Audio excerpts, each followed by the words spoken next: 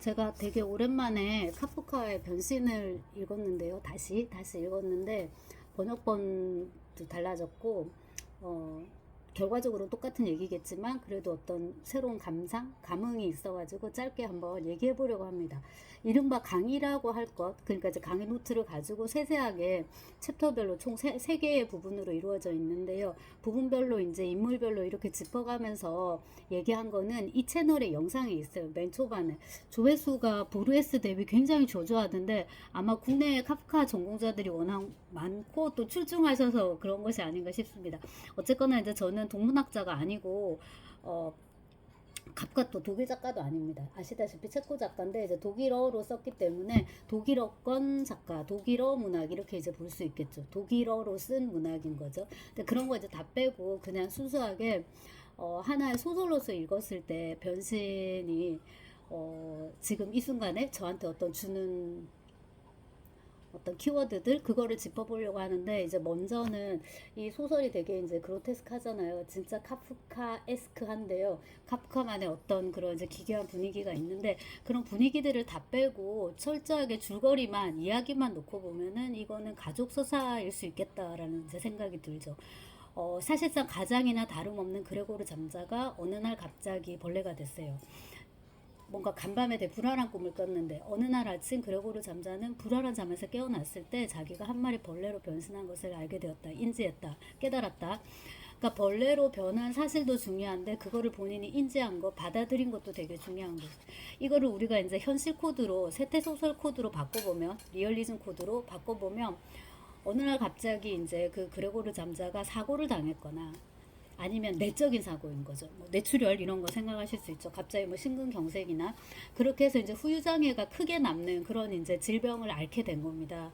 그러면 옆에 있는 이제 가족들이 졸지에 아버지, 어머니, 여동생 세 명이 있는데 잠자씨 부부 이제 부모님들 그다음에 여동생 그레테 이렇게 있는데 이른바 가족들이 이른바 다 간병인이 되는 거예요. 왜냐하면 가족의 중요한 구성원이 갑자기 이제 와병 상태가 됐으니까는 다들 이 일상생활에 엄청난 지장을 받고 간병을 해야 되죠. 그래서 잠자는 자기 집에 자기 방에 갇히다시피 되고 거의 뭐 중증 질환자를 생각하시면 될 것 같고요. 제가 이제 작년에 번역을 해서 출간한 그 이반 일리치의 죽음처럼 되는 거죠. 아프고 아프다가 너무 아파가지고 결국엔 이제 자기 방을 벗어나지 못하고 이제 나중에는 더 좁아지는 거 자기 이 침대를 벗어나지 못하는 이제 그런 상황이 되고 여기 이제 그레고르 잠자도 마찬가지인데 자기 방에 이제 갇힌 상태에서 사육 된다고 할 수 있는데 사육의 목적이 뭐지? 얘를 이제 먹여서 살찌워서 잡아먹는 건가? 지금 우리가 닭을 복날에 엄청 이제 잡아먹는 것처럼 그런 것인가?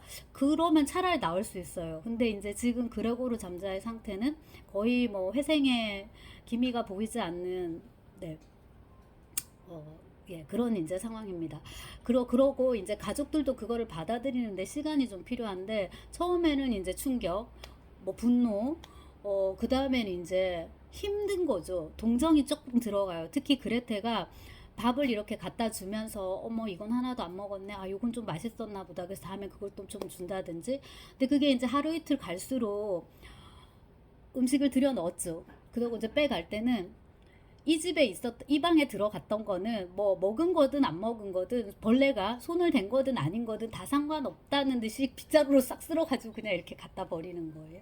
그 다음에 이제 그 사람이 여기 이제 이렇게 사람이 아닌 거잖아요. 벌레가 됐으니까 못 쓰는 물건들은 다 여기다 갖다 두고 창고처럼 되고 그 다음에 이제 쓸만한 물건들은 빼간다든가 이렇게 하는데 거기서 이제 어머니가 잠시 내비치잖아요. 우리가 이걸 다 빼버리면은 뭐야 잠자가 회복될 가능성이 아예 없는 걸로 그렇게 치부하는 게 되지 않을까라고 하지만 그 역시 이제 곧 받아들여지게 되고 결국 이제 이 안에 이렇게 고립된 채로 있다가 이제 죽어가게 되는데요.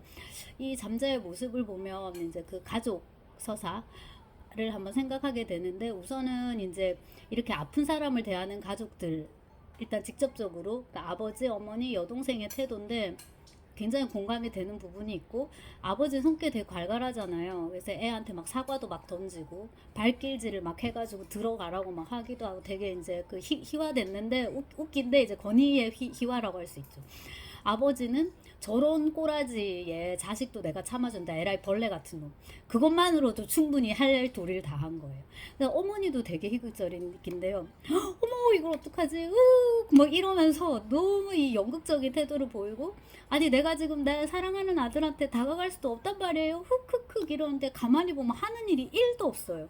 청소를 해주기를 해, 뭐 밥을 주기를 해, 뭐 예를 들자 목욕을 시키길래 벌레니까 목욕은 시키지 않지만은 가만히 보면 모든 일을 하는 건 누구다 다 그레테인 거예요. 그래서 나중에 가서 폭발하는 게 그레테인 것이 김병의 효자 없다고 자기가 제일 고생을 많이 했으니까 이제 폭발하게 되는데 거기서 이제 우리가 그레테의 말을 참고하여 이 가족 안에서 이제 아픈 사람이죠. 그레고르 잠자에 이제 초점을 맞춰볼 수 있는데 저게 진짜 오빠라면은 저거는 사람이 아닌데 이렇게 우리를 괴롭히지 않고 알아서 이렇게 했을 거라고. 저러고 지금 있다는 것 자체가 이미 저건 오빠가 아니라고. 저게 오빠라는 생각부터 버리셔야 된다고 이제 얘기를 하는데요. 여기서 이제 우리가 잠자한테 초점을 맞춰서 과연 인간을 인간이게끔 하는 게 무엇인가? 첫 번째는 음악이 있는데 잠자가 이제 이렇게 방에 고립돼 있고 이렇게 탁 문을 열면 잠자방은 캄캄해요. 저녁에 거실에 불이 켜져 있거든요. 대조가 굉장히 미학적으로 표현이 잘 돼 있더라고요. 근데 여기가 이제 형편이 안 돼가지고 하숙을 치잖아요. 하숙인들이 3명인데 이름도 없어요. 하숙인 1, 2, 3 이렇게 있어서 너무나도 이것도 연극적이고 희극적인데 원래 그 여동생 그레테가 이거 연주를 하거든요. 딴 방에서 했었는데 이제 거실에 나와서 하라고 해서 이제 이렇게 연주를 하는데 그거를 보고 잠자가 자기도 모르게 음악 소리 이끌려서 나가요. 그러면서 음악이 이토록 나를 사로잡는데 내가 과연 벌레란 말인가라고 하거든요. 그쵸 여러분? 이렇게 음악에 감흥할 수 있다는 거는 단순히 이렇게 밥 먹고 화장실 가고 뭐 잠자고 뭐 교미하고 이런 동물로서의 인간이 아닌 보다 더 지적인 존재로서의 인간을 의미하는 것일 거예요. 이게 이제 1번일 거고요. 두 번째는 그 바람에 자기가 이제 염치가 너무 없어진 거예요. 네. 인간이지만 벌레인 거잖아요. 벌레의 형상을 하고 있으니까. 벌레인 거예요. 그리고 이제 하숙인들이 그의 모습을 보고 놀라고 분노하고 아버지 열 터지고 막 들어가 이 진짜 XX야 이렇게 되는 거죠. 그리고 이제 들어가서 그 전에 사과 폭탄을 이 장면 진짜 웃긴데 사과 폭탄을 맞았는데 그게 여기 등짝에 이렇게 박혀가지고 썩고 있었거든요. 그러니까 이제 겸사겸사 끙끙 앓다가 해가 떠오를 무렵에 이제 죽게 되는데 그 순간에 그레고르 잠자가 느끼는 어떤 열패감 내지는 자아 정체성에 대한 완전한 자각 내가 여기서 더 이상 이렇게 살면 안 되겠다라는 그런 생각 그 부분이 저는 그를 인간이게끔 해주는 요소가 아닌가 그러니까 음악에 대해서 감흥하는 능력보다도 더 인간적이고 더 상위의 어떤 감각은 타인에 대한 배려 네. 타인의 고통에 대한 공감 능력 이런 건데 어느 한순간에 벌레로 변해서 방구석에 처박혀 갖고 있는 나도 불쌍하지만 생각해보면 자기 운명도 아닌데 나 때문에 가족들이 자기들의 온전한 삶을 누리지 못하는 것도 되게 한편으로는 불행인 거잖아요. 이거에 대한 어떤 공감을 하게 돼요. 그 마지막에 이반 일리치도 아내와 딸과 아들에 대한 그런 분노와 원망을 가라앉힌다고 해야 되나 그것과 타협하게 되거든요. 그건 여러분 타인을 위해서 타협하는 게 아니라 나 자신의 평온을 위해서 역지사지가 사실 필요한 거거든요. 그래서 잠자도 이제 그걸 받아들이고 저렇게 바쁘게 힘들게 사는 사람들 중에 누가 나에게 신경을 써줄 수 있겠는가. 그 다음에 이제 이 음악 장면에서 결국 이제 깨닫고 그 돌아가는 모습에서 한편으로는 씁쓸하지만 이제 동시에 그 그레고르 잠자가 이렇게 딱정벌레 풍뎅이 사슴벌레의 형상을 하고 있긴 하지만 역시 인간이구나 하는 생각을 하게 되고요. 이제 나이가 들수록 아기 때는 잘 못했던 것 중에 하나가 누르는 거잖아요. 그리고 이제 타인에 대해서 생각하고 그게 이제 또 없어지는 시기가 노화가 되면서 네, 짜증도 더 많이 나고 특히 이제 치매로 접어들면 아주 심각하게 되는데 그러지 않도록 그리고 이제 그런 치매는 어쩔 수 없는 거고 네. 제어할 수 있는 지점이 있잖아요. 그거에 대해서 한번 좀 생각해 보게 되더라고요. 변신 이거를 읽으면서 자, 그 다음에 이제 그 잠자가 가지고 있었던 일종의 장자 콤플렉스인데, 자기가 벌레가 되고 나서도 나는 되게 쓸모 있는 존재다라는 걸 스스로에게 주입시키기 위해서 다른 사람을 다 무능력자로 몰아가요.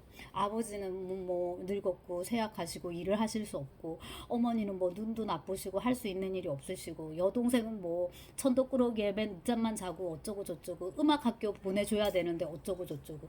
그래서 가만히 보면 그 그레고르 잠자가 장자로서 가지고 있는 그 소명 의식의 이면에 깔려 있는 거는 뭐죠? 그러니까 자기의 존재 근거를 자꾸만 찾으려고 하는 거잖아요. 남을 걸고 넘어지면서.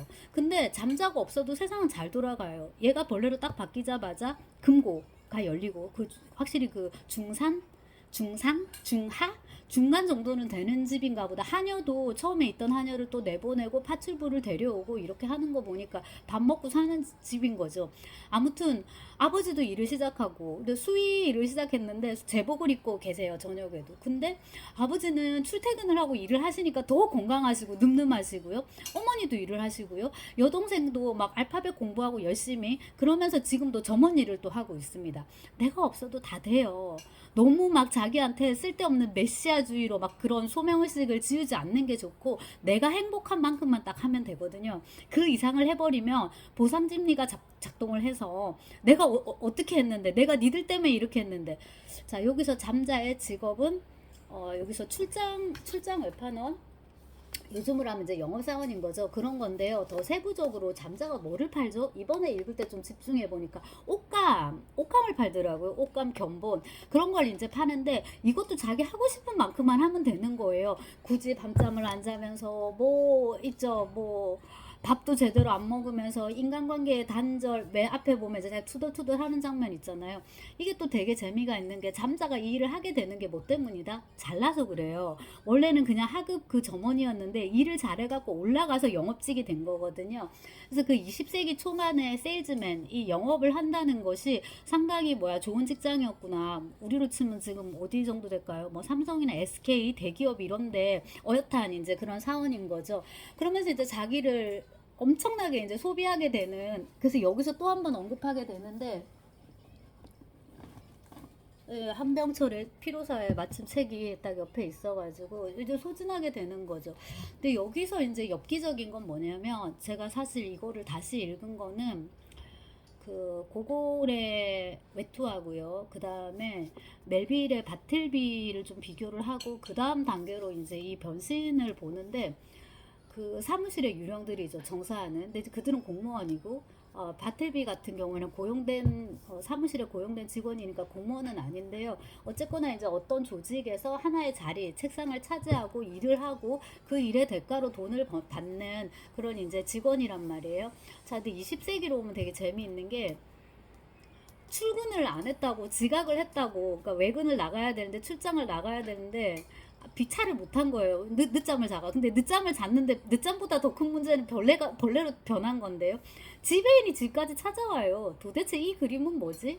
그래서 이제 20세기로 접어들면 집조차도 안전하지 않구나. 그리고 이제 우리가 코로나를 겪으면서 많이 체험한 것인데, 집 자체가 지금 저도 마찬가지인데, 여기서 줌수업도 했었고, 대부분의 강의를 또 여기서 찍고, 강의실에도 찍기도 했지만, 그게 이제 하나가 또 크고, 그거를 생각하게 되고요. 또 하나는요, 그레고르 잠자는 제가 아까 말했듯이 능력이 있는 사람이에요. 그러니까 바틀비나 아까키나 이런 사람들은 지들이 조금 성격이 이상한데, 얘는 이제 보통 이상의 그 보통, 평범, 정상, 상식, 보편, 일반 이런 단어에 가장 부합하는 캐릭터라는 거죠. 그레고르 잠자가.